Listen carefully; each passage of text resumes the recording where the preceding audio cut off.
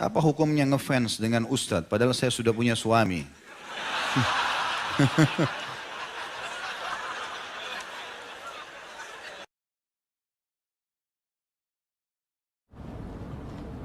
Contoh kain sutra yang tidak boleh dipakai laki-laki. Karena sejujurnya saya tidak tahu kain sutra itu seperti apa. Tanya di pasar ya. Salah antum tanya kain. Gak ada contoh aja. Datang ke toko kain tanya mana kain sutra. Nah itu baru. Karena saya nggak punya bahannya. Bukan begitu jawabannya. Pernah ada orang bertanya begitu kepada salaful ummah. Ditanya, apakah iblis itu hamba Allah? Iya, jawaban dia. Apakah iblis tadinya beribadah? Iya. Apakah iblis memang durhaka setelah itu? Iya. Apa iblis punya keturunan? Kata beliau, iya. Dalilnya mana? Allah berfirman, jangan kalian ikuti iblis dan keturunan-keturunannya, gitu kan? Kemudian, apakah iblis punya istri? Kata beliau, iya. Siapa nama istrinya?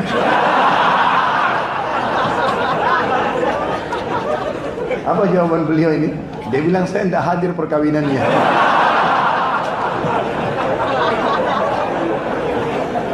Sudah paham? Sama ini saya juga nggak pegang kain sutra. Jadi datang ke tokonya, insya Allah kita tahu. Saya cuma jelaskan hukumnya. La haula. Adik saya masih kecil, malas mandi pagi. Saya ancam dengan video setan. Linsir wangi. Boleh kan? Enggak boleh, haram. Haram. Ajak mandi. Rayu, ajak mandi, angatin air, ajak main. Masa harus video setan? Jadi setiap mandi harus dilihat ini loh. La haula wala quwwata illa billah. Ada saja. Masa lalu saya kelam, ahli maksiat, tidak pernah sholat, dan hobi dugem. Saya juga mantan pekerja bank. Ingin saya tanyakan, apakah saya harus taubat nasuha atau taubat biasa saja? Tidak ada taubat biasa. Harus nasuha. Bagaimana caranya taubat biasa ini? Apalagi antum Masya Allah tidak sholat, hobi dugem ini segala macam. Ya. Nasuha artinya serius. Ya. Betul-betul meninggalkan, sudah kita jelaskan tadi. Jadi harus taubat nasuha. Yang kedua, apakah harus sholat taubat dan mandi taubat? Kalau mandi saya tidak tahu. Ya. Yang saya tahu ada sholat iya. Tapi taubat nasuha syarat tadi sudah disebutkan Syekh Utsaimin rahimahullah 5 hal. Tidak masuk dalamnya sholat. Tapi memang ada hadis yang menjelaskan tidak ada seorang muslim yang berbuat dosa, dosa kecil atau besar, kemudian dia berwudu yang sempurna lalu dia sholat 2 rakaat, kemudian dia istighfar, kecuali Allah akan ampuni dosanya. Kalau dia ingin sempurnakan dengan itu nggak ada masalah. Tapi tanpa sholat tobat pun insya Allah diterima, asal dia penuhi syarat-syarat tadi.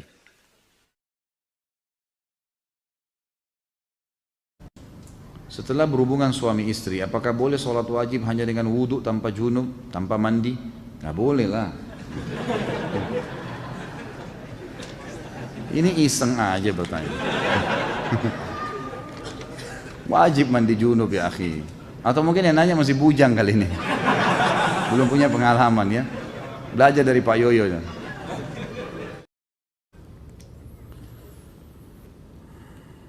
Haruskah kita menundukkan pandangan apabila menonton TV atau membaca majalah? Kalau anak naik motor, anak menundukkan pandangan, anak takut nabrak Ustaz.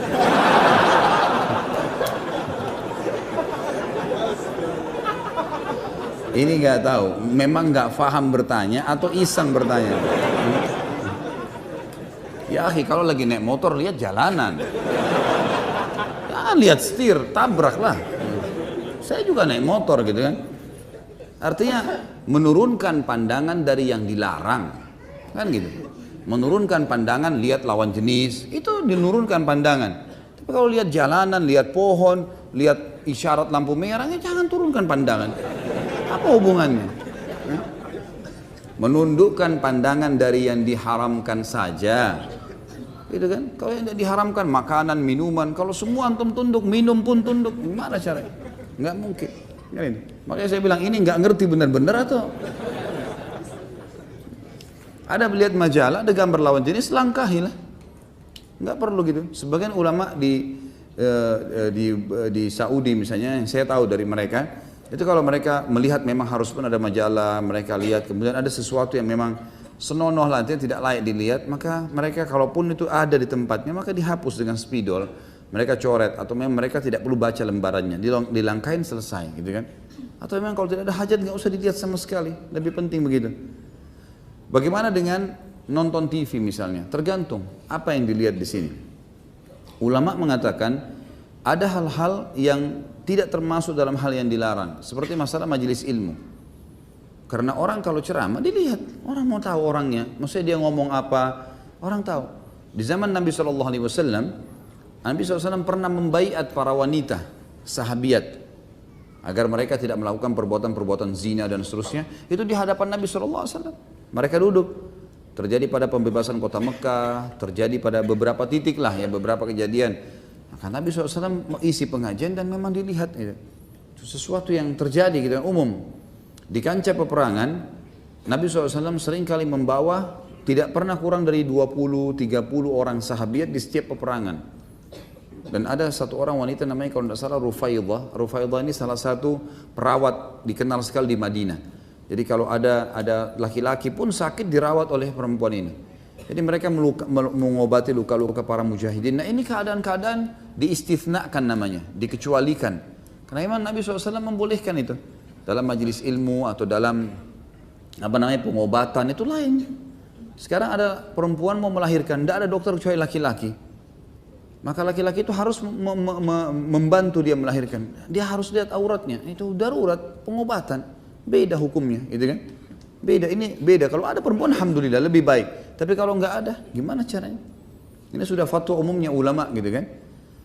Jadi memang ada keadaan-keadaan tertentu yang tidak boleh khalwat berdua, itu lain.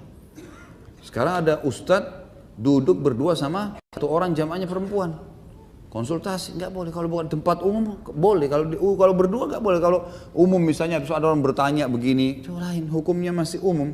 Tapi kalau khalwat berdua haram, nggak boleh, jelas. Jadi ini ada pengecualian seperti itu. Sama halnya kalau di TV orang lagi ceramah kita tonton, yaitu nonton ceramah, gitu kan? Itu adalah insya Allah baik dan juga dijaga. Kalau kita merasa memang melihat itu adalah bisa merusak hati kita, jangan dilihat. Gitu. Dengar cukup dengar, gitu kan? Itu sudah cukup. Apa itu khurafat? Apakah benar itu adalah nama seseorang yang diculik ke alam jin? Lalu setelah beberapa lama dikembalikan ke alam manusia. Dari mana ini? Ini yang disampaikan oleh antum itu khurafat. Khurafat itu kebohongan, kedustaan. Ini yang ditulis tadi contohnya, ini khurafat. Alhamdulillah terjawab sendiri. La ilaha illallah. Bagaimana hukumnya berhubungan suami istri saat seorang istri membayar hutang puasa wajibnya di luar Ramadan? Batal puasanya? Nah. Ya. Sabarlah, ini suaminya. Masa nggak bisa sabar nih? Kalau setiap istrinya bayar utang Ramadan diganggu kan kesian. Kapan bayar utangnya? Ya nggak Pak Yoyo? Iya, harusnya begitu. Jadi kalau istri lagi puasa pulangnya habis maghrib, kan itu. Jadi batal puasanya kalau emang dibatalin oleh suaminya batal. Tapi ini tidak boleh semestinya. Semestinya si istri nggak boleh batalin, semestinya. Karena ini puasa wajib. Ketaatan pada manusia hanya kalau bukan berbau maksiat pada Sang Pencipta. Misal masalah sunnah. Kalau puasa Senin Kamis, puasa Ayyamul Bid nggak apa-apa dibatalin. Tapi kalau bayar puasa Ramadan ini wajib, nggak bisa. Hak wajibnya Allah kalau ketemu dengan hak wajibnya makhluk yang didahulukan yang mana? Hak wajibnya Allah, karena ini bayar utang Ramadan hak wajib Allah. Jadi di sini suami berdosa kalau dia batalkan puasa istrinya, istri juga berdosa, bukan udzur itu.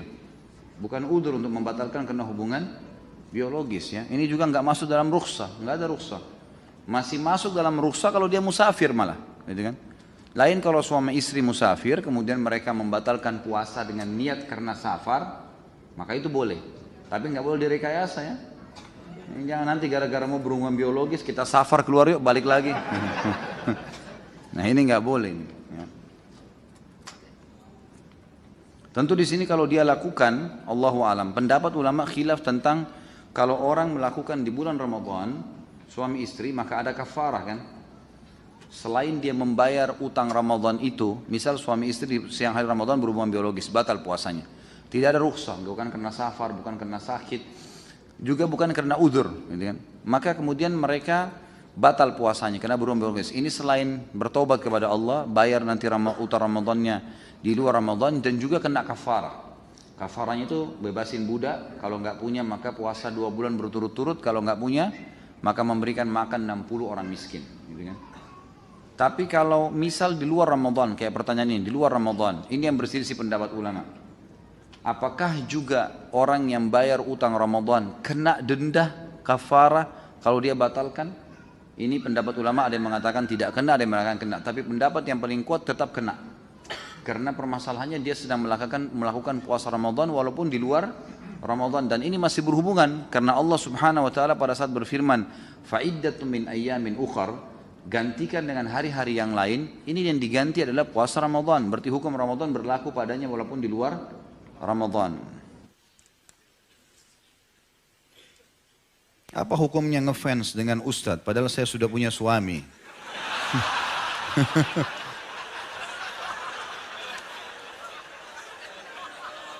Ini perlu dirincikan, ngefans apa dulu? Kalau yang dimaksud adalah kajiannya, kajian penyampaian ilmunya, gak ada masalah.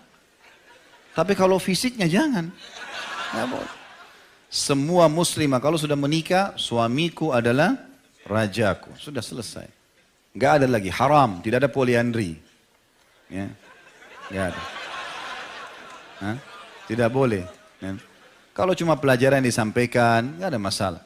Ya, ilmunya itu nggak ada masalah. Mungkin penampilan lalu kemudian berharap suaminya bisa, itu mungkin umum. Tapi kalau sudah menyukai, akhirnya beralih sukanya dari suami kepada orang lain, ini nggak boleh.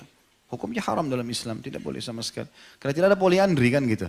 Kalau poligami boleh laki-laki. Ya, pembelaan kepada sama jenis saya. Kalau di bulan suci Ramadan katanya setan dibelenggu, diikat. Tapi kenapa saya masih suka tergoda dan khilaf? Seperti batal puasa dan malas tarawih. Karena antum masih temannya syaitan. Syaitan dibelenggu masih bisa tergoda. La haula wala quwata illa billah. Ini sahib. Jangan tergoda. Lawan kan syaitan. Sekarang saja kita bisa lawan syaitan, ya. Karena kan syaitan cuma bisikin ya, itu perempuan, itu laki-laki, disuruh lihat. Kalau kita nolak, kan dia tidak menjelma depan mata kita, dia cekik, kamu harus lihat. Apalagi Ramadan, tambah lemah dia, gitu. Mesti jangan, apalagi sampai batal puasa, ini luar biasa. Ya? Jangan batal puasa, dan sugestinya, niatnya harus kuat. Biar tidak sahur, tetap mampu untuk puasa, gitu kan. Dan sekarang ini saya yakin syaitan lagi goda kita semua teman. Godaannya standar. Ramadan akan tiba, puasa sebulan, panas, capek, lemes, loyo, 1000 bahasa. A'udzubillahi minasyaitonir rajim. Jika kita menahan buang angin ketika sholat dan angin tersebut masuk lagi,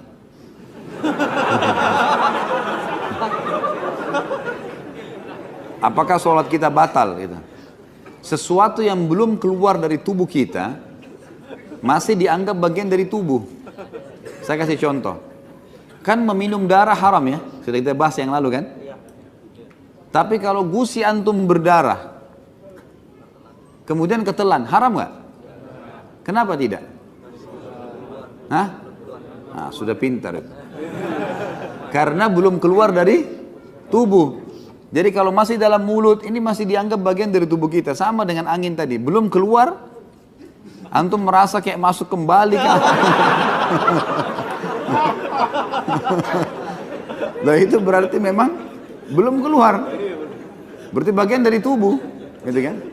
Hanya saja teman-teman sekalian, ada larangan untuk sholat kalau kebelet, kencing atau buang air besar. Masuk dalamnya adalah buang angin. Kalau antum merasa nggak enak mau buang air itu, jangan sampai sholat, nggak boleh, ada larangan. Nabi SAW melarang seseorang muslim untuk sholat dengan menahan dua keburukan. Maksudnya buang air besar dan buang air kecil. Allahu a'lam. Saya kira tadi nggak ada pertanyaan di bahasan ini. Rupanya banyak juga yang masalah kencing. Baik, subhanakallahumma bihamdika asyhadu an la ilaha illallah astaghfirullah wa atubu ilaik. Wassalamualaikum.